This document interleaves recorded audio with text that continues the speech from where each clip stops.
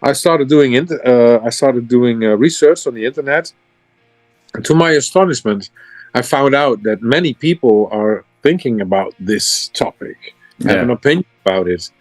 Most religions have a different view on it.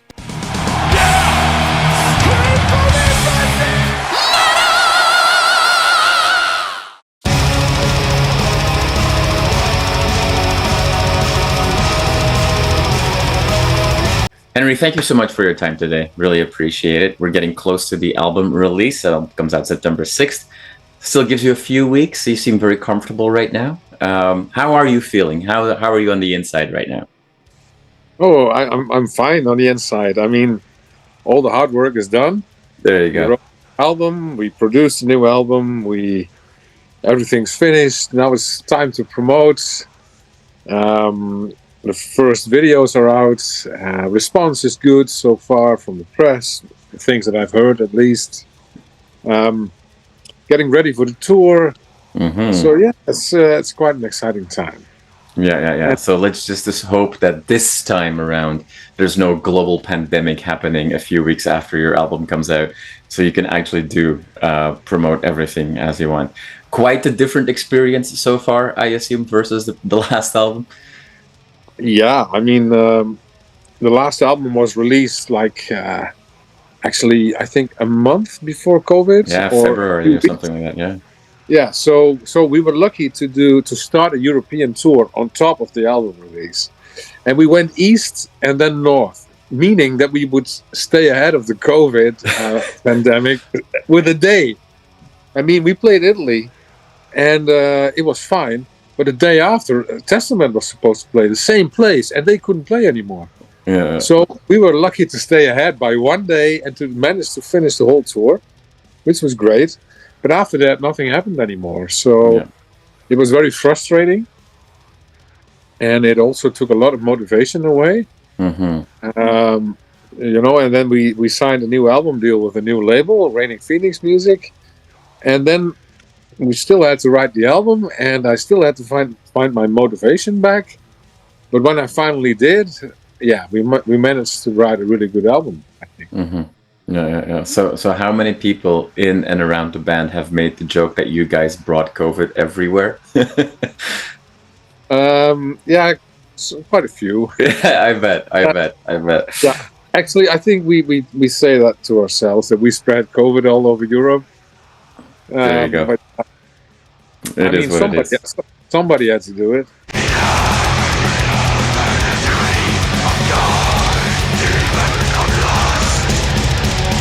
The 10th anniversary, if you will, of God Dethroned 2.0, and maybe this is the third album for the returned God Dethroned.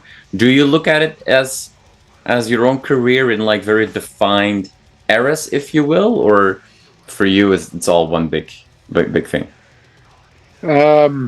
No, it's not all one big thing. I mean, if you want to look at it that way, that you take the breaks in consideration as well, then it's 3.0 actually, because we broke up in 93 and got back together in 96.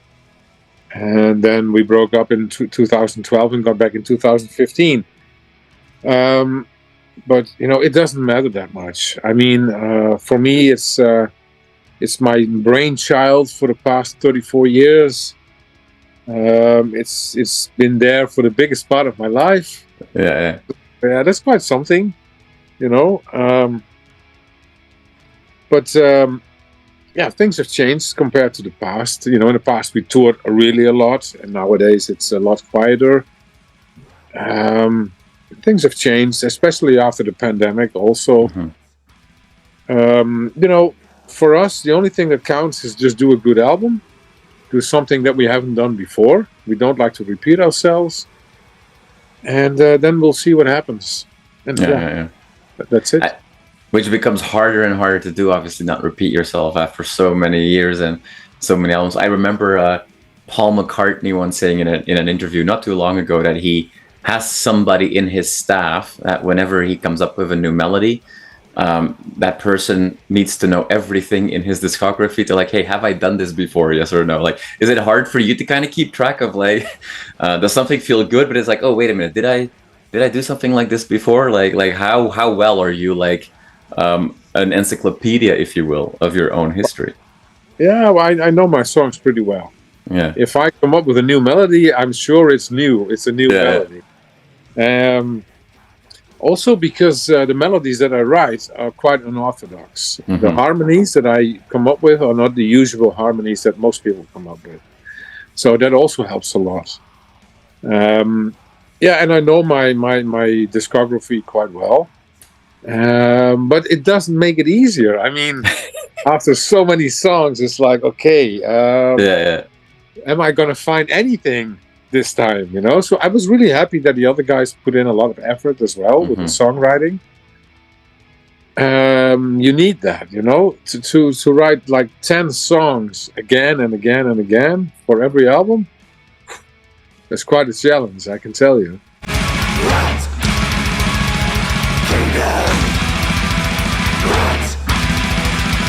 Let's go into the album, and I mean, obviously I had a chance to listen to the full album already, but let's pick apart some of the songs that have been released as singles and with videos as well.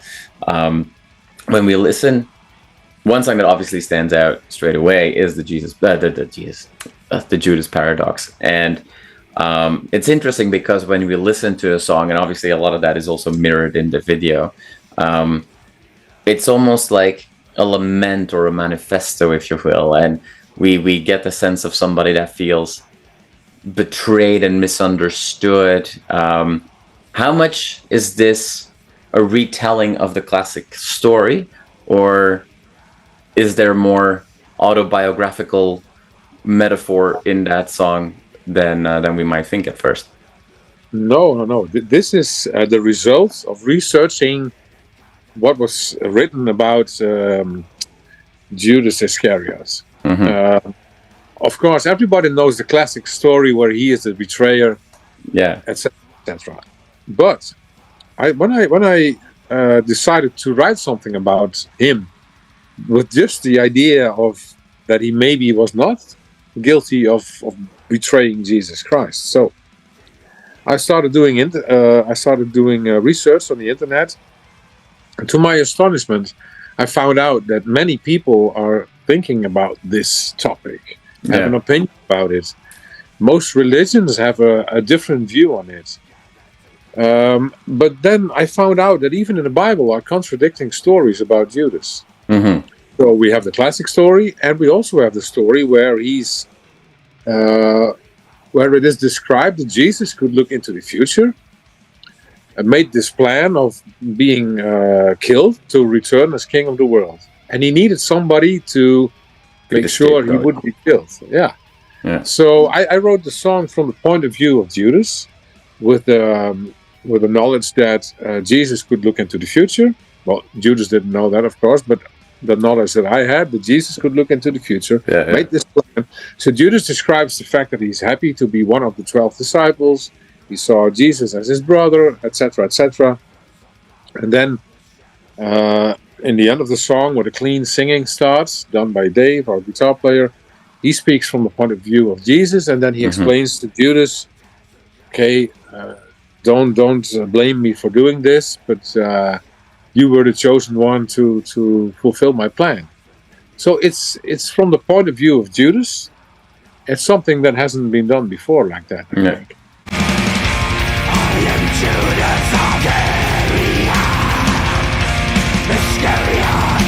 In the video, then that obviously follows this as well, and at the setting of the Last Supper, the video ends with the figure of Jesus in the middle of this group of people that have all turned their back on him, and that are all, their focus is no longer with him. And so I was wondering, because there's a million ways that you can project a meaning onto that. So I was wondering, because for me, the first thing that came to mind is like, is this some sort of like foreshadowing that, in today's world, the people that would call themselves the most loyal Christ followers have kind of turned their back on his core message? Well, you can. I don't think you can say it like that. Mm-hmm. I think there's still a lot of followers. I didn't try to say that in the video. It's not that I want to project that people are abandoning Christianity. Maybe they are, maybe they are not. But no, in the video, Judas gives his Judas kiss to Jesus and then walks away. Yeah.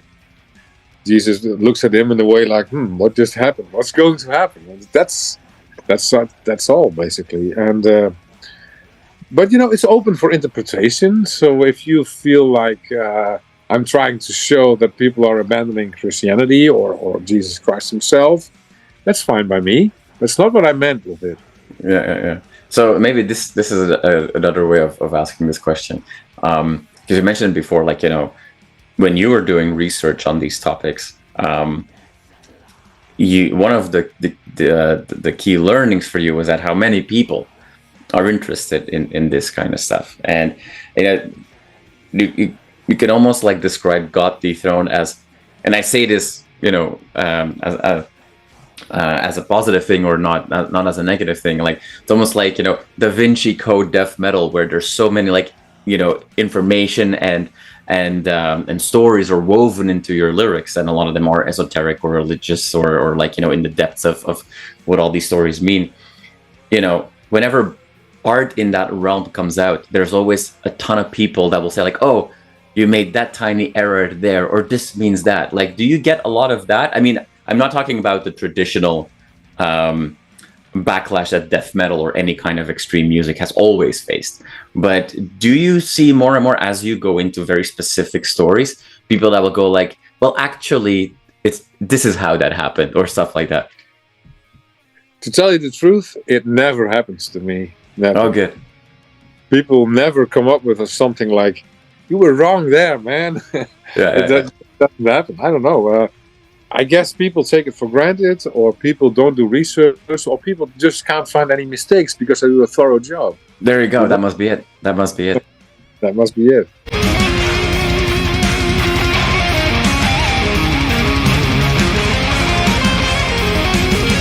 Now, you mentioned earlier already that one of the things that you're doing right now is preparing for the upcoming tour. And, you're going to have an extremely busy month, I think, from September 26th or so to the end of October. Really, really interesting package with Batushka and Ultimas. So what can we, it must, you were joking earlier, like you have a lot of songs, and every album is another 10 songs to it. I'm sure that you would want to do nothing more than play all the new songs live, but then you've got, people that come to your shows, they have a wish list that is as long as you can think of. What can we expect from these shows? Well, first of all, we will promote the new album. Of course. So yeah, I mean, I think half the show will be new songs. And there will be people delighted about it, and there will be people very unhappy about it, probably. But it's always the case that some people only want to hear the old songs. And but we don't want to just play the old songs, because we can do it all the time. Right. So we decided to play like probably 5 of the new songs of the new album, a couple of songs of Illuminati, and a couple of the old hits from Bloody Blasphemy or something like that. Yeah, of course, time is limited on the tour. But yeah, I think like 50% will be focused on the new album. I think the album deserves it. Mm-hmm. I think it would be silly not to play anything of the new album, or maybe one or two songs that would be. Some bands do that. They rely so much on the back catalog that they play like 1 or 2 or 3 songs of the new album. Like when I saw Judas Priest, for example, I thought like, oh, they're going to play some songs of the new album. No, I think 2. Yeah. And the show was great, but I'm like, why? You're promoting a new album. Why not play a few more? So we will play more of the new album. Yeah, at least 5. Yeah.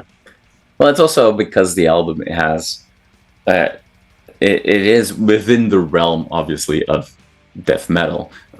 It's a varied album. You know, you kind of take us up and down and fast and slow, or not slow necessarily, but mid tempo. You need more than a few songs to give people that are new to the album a good representation of what the album is all about. So that makes a lot of sense. I assume that we'll hear the songs that have been released as singles, but there's a couple ones that I keep my fingers crossed for. Was it the Hangman or the Hangman? That's definitely one of my favorites on the album so far. So hope we get to see that one live. It will be the set, yes. Nice. It's a good rager. It will be a single as well. I think it will be out next week Friday.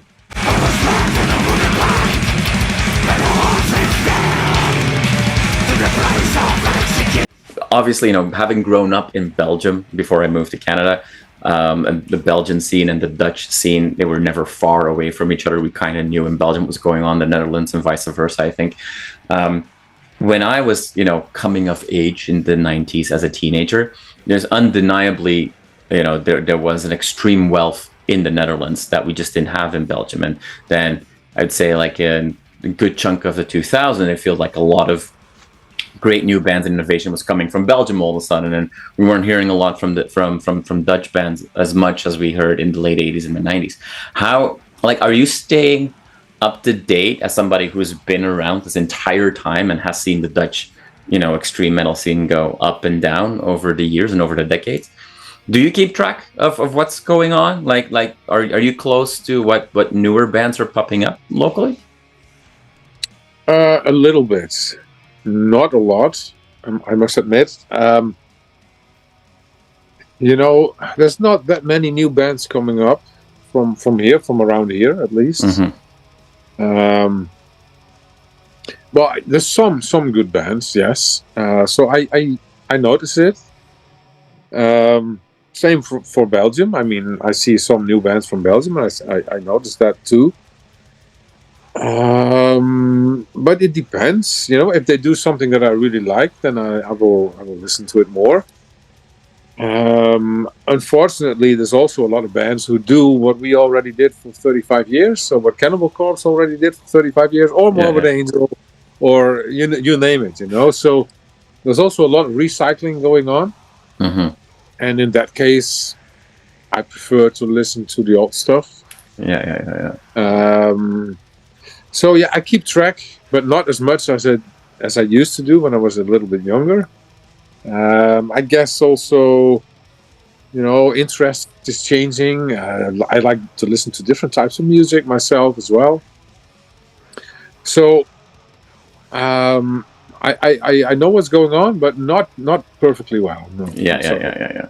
And it's also like in the last few years, but especially since this insanely strong year last year for death metal, with fantastic releases of Cannibal Corpse and Cryptopsy and all these great bands that are coming out with Cattle Decapitation. Like great year for death metal. Sorry, kind of like feels like we're in this new golden age, if you will, where the more mature bands, let's call them, are being reappreciated. And obviously we hope that will make this upcoming tour together with Ultimas a fantastic success, where a lot of new fans will find their way to God Dethroned.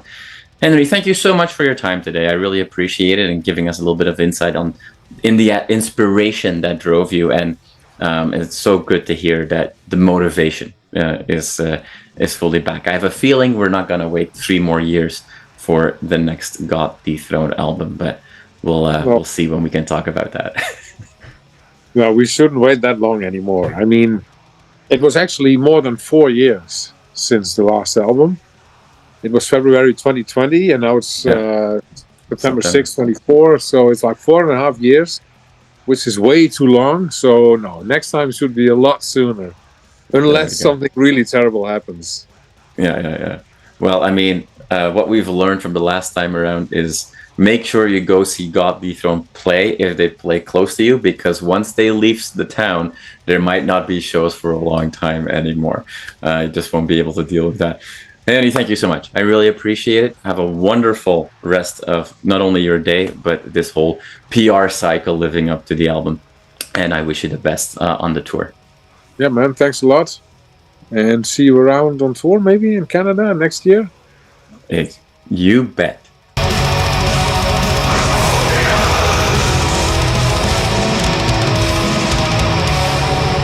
You are awesome for watching this video. Click right here to see more content like it and subscribe to the channel.